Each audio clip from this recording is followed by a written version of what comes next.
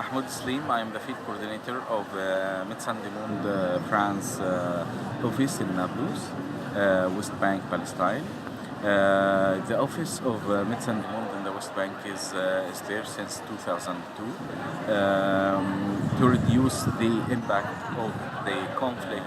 Our projects are actually focusing on reducing the mental health and psychosocial impact of the occupation.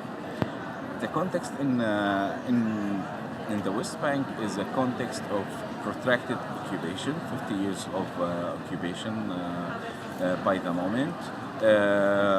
Mainly the project is focusing on providing mental health and psychosocial emergency response following settler violence, demolitions, and Israeli security forces use of excessive force as live ammunition use, attacks against schools, etc.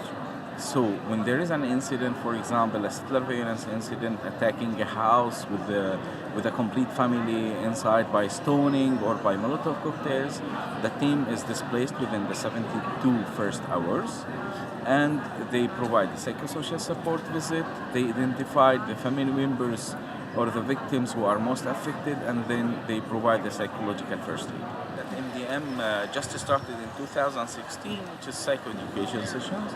Psychoeducation sessions are awareness sessions to aware people that can be exposed to conflict-related violence, to aware people about the possible impacts of a traumatic incident on their physical health, on their mental health, on the behavior of their children, and also awareing them about the available services, for example, available mental health services, the referral pathways to livelihood services, to legal services, or to shelter services. The lady was injured following stoning by Israeli settlers. Meanwhile, she was in front of her house. She received a stone in her head, and that caused the injury. The psychological impacts that result from the traumatic incidents are related to physical signs, for example, sleeping disorders, eating disorders, headaches, breathing difficulties.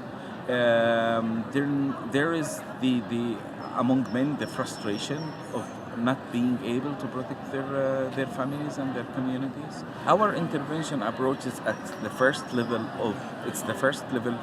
of intervention. The team is displaced within the 72 hours of the incident.